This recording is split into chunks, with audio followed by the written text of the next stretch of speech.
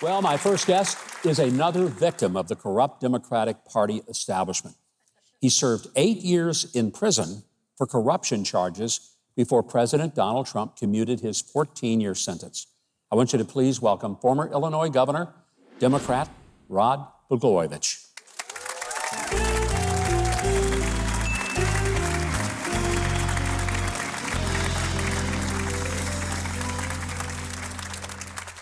Rod, you and I had the pleasure of serving together as governors during several years back in the late 90s, early 2000. What a lot of people may not understand is generally governors have a good relationship with each other, whether they're Democrat or Republican. And you and I had a good relationship. And when you were charged by people in the Obama administration, you're from Chicago, where he's from. I think all of us, whether we were Republican or not, were shocked at the charges that were brought against you, because we all scratched our head and said, if what he did was illegal, y'all better get ready for 49 other cells, because we're all going, because everyone was doing. I want you to, for our audience, explain what exactly did they come after you about? Well, thank you very much for having me, Mike. And by the way, as you know, as former governors, you've certainly made a lot of good from your time as governor. I didn't go quite as good as yours. It's very impressive, and so nice to see that you have this wonderful live audience. It all started when, on election night in November 2008 in Chicago. It's a magical night, first time America elected a black man president. And President-elect Obama was about to take the stage. Dignitaries, governors, mayors, senators, all kinds of bigwigs from Washington were there backstage. A labor leader who was close to President-elect Obama and I came up to me and said, Barack called me last night. He wants Valerie Jarrett to be the senator, wanted me to talk to you about what you want. And we discussed all those possibilities, political horse trading. They criminalized it with me. Obama went to the White House for 8 years. I went to the big house for 8 years, 2,896 days, not that I was counting. And I think it's fair to say he had a better 8 years than me. And, you know, I joke about it, but the fact is what they did to me at the AAA level to a Democratic governor is what these weaponized, corrupt prosecutors have been doing to President Trump at the major league level. Democrats shouldn't do it to Republicans. Republicans shouldn't do it to Democrats. This is the United States of America. This isn't the Soviet Union. No, it isn't. I saw what they did. I remember at the time, I mean, the phone calls and everything else were pretty public.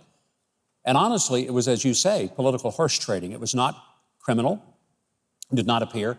The question has to be, what did Obama have against you? I mean, you're the governor of his home state, and clearly he sicked his Justice Department on you. What did you do to him? Well, I was the first governor to endorse him. You know, it's kind of wish I could take that back. I bet you do. In fact, I remember the night, it was a Monday night, January the 8th, 2008, and you and Obama both won the Iowa caucuses. Yeah. And I remember being impressed with your speech more than his, because you pointed out that it was Elvis's birthday. And I fell in love with you at that moment when you did that, Mike. Yes, thank you. No, I think what Obama did was he protected himself politically. He started the whole thing. They came after me. They arrested me at 6 o'clock in the morning when my little girls were at home before school. My little one was 5 at the time. She was in bed with my wife, Patty, and I. FBI agents, SWAT team surrounding our house. I'm a sitting governor for things that eventually the appellate court reversed. Yeah. The so-called sale of the Senate seat was never a crime. It was what you just said, routine political log rolling. Obama made a deal that he would allow those people to do what they did to me as long as they stayed away from him. And in that sense, it's clear I made the wrong decision endorsing him. You know, I mean, we all know, those of us who have run for office and have served in office, it's a nasty game. We all get that. Right. But when it moves beyond the political attacks and the nasty TV ads, and it becomes criminal prosecution for what I would consider a normal, may not be the prettiest thing from the public's perspective, but the old idea of, if you want a Senate seat, what are you going to do to help me? I mean, that's kind of what things work out to be. Not a criminal activity. Were you shocked when they came after you? And I mean, my gosh, not just the 6 o'clock in the morning, which is amazing to me. I mean, you're the sitting governor. They know where you are.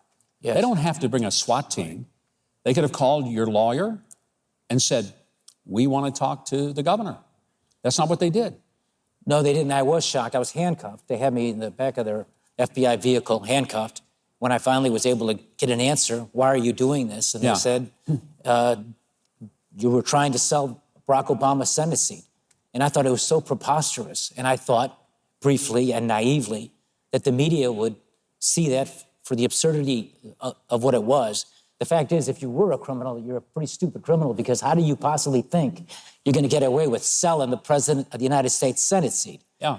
I was shocked by, of course, the arrest and the charges, and I was shocked by the media's unprofessionalism. I thought that they would be honest enough to recognize how absurd that was, but instead they couldn't resist the narrative, because this at the time was big news. It was international news. We had television news trucks around our home in a modest, nice neighborhood in Chicago.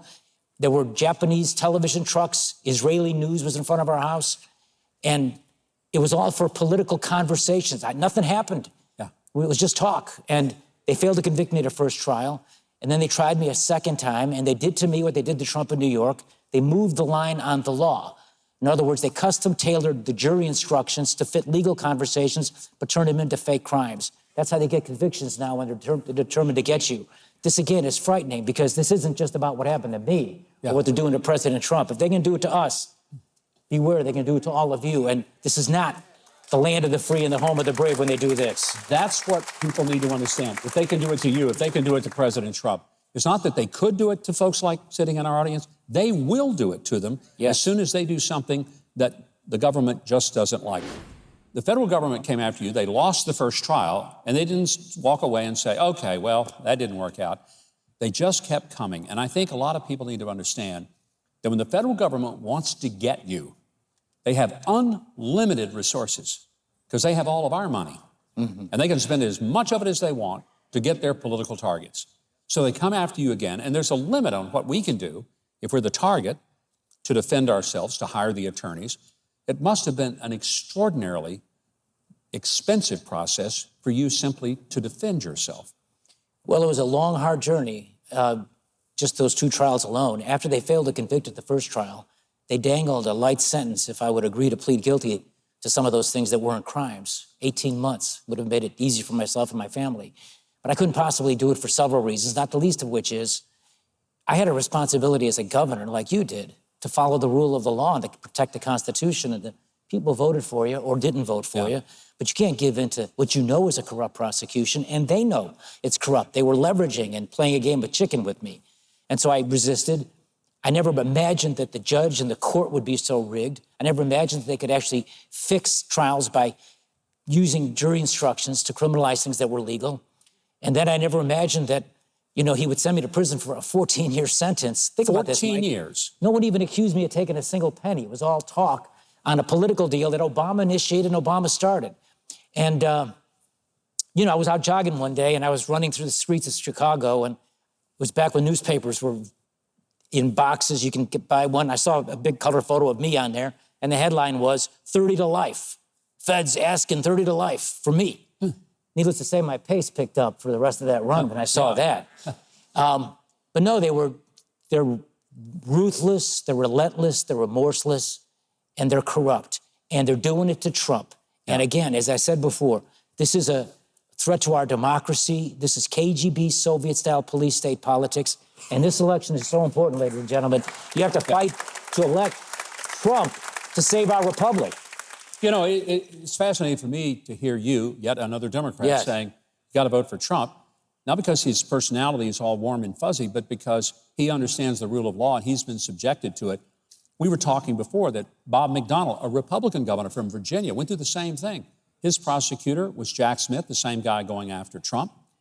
And it was also a nonsensical charge. And every governor in America looked at that case, looked at yours, and said, if that's a crime, we're all toast.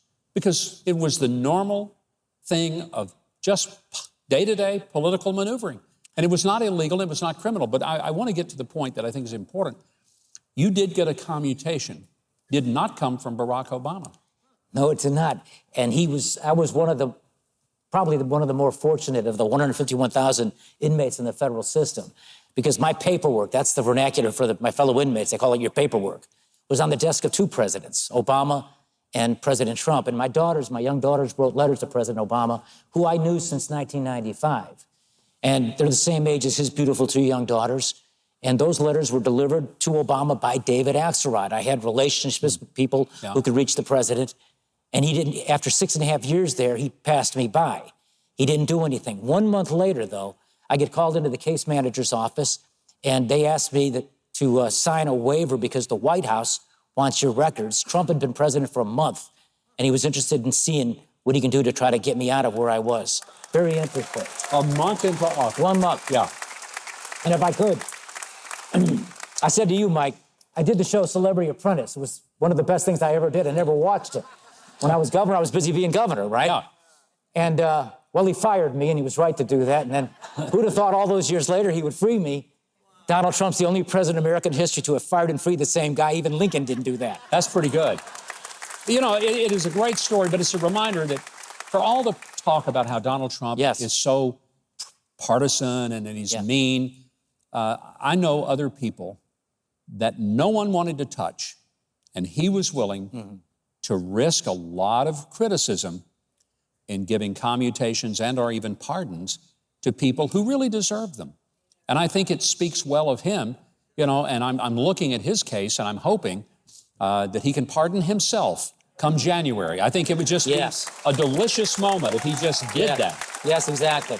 But how frustrated are you to see, and I know we've got to go, but this is the last question that's so important. How frustrating is it for you to see a party you'd given most of your adult life to that is turned into a vicious go after someone because they are your political opponent? Well, I don't recognize today's Democratic Party. I call myself a Trumpocrat, a Democrat for Trump. It's like being a Cubs fan. You can't give it up. You're still part of that team. But this party has been hijacked by the socialists. Their tactics are Marxist. The use of the criminal justice system and other things that they do are right out of a Marxist playbook, KGB, Soviet-style politics. And so the election of Donald Trump is so much bigger than a typical presidential election because our very system's on trial right now. And in my opinion now, after all the years I've been in politics and the 2,897 days I spent with my homies in prison, and I was in a higher security prison. They had me in a higher prison where my home was a 6-foot by 8-foot prison cell. I went from a 50,000 square foot governor's mansion to a 6-foot by 8-foot prison cell with gangster disciples and Crips and Bloods, Sinaloa cartel drug dealers who look up to El Chapo like my daughters look up to Taylor Swift. There were murderers in there. 950 guys, 2% white collar, one governor, me. And I learned a lot about life. And I'll say this to anybody out there who's facing hard times and adversity and the sadness of life. So many of us look to God. It was faith, hope, and love that got me through. The Bible my wife gave me, that I took with me, gave me the strength I needed. Well, I want to say, I think your wife is a magnificent person, and I want you to give her my regards and your 2 daughters that she was able to continue to raise with you being gone for 8 horrible years. Rod, it's great to see you. Thank you for coming and being so candid and just forthright with your story. And I hope it doesn't happen to anyone else in this country. We've got to make sure this kind of stuff stops. Great to have you here. Thank you. Thank you. Appreciate it. You can keep up with Governor Blagojevich through social media. You can visit his guest page at Huckabee.tv. If you enjoyed this video, I hope you'll consider clicking the subscribe button below and the notification bell next to it so you don't miss any of our future videos when they go up online.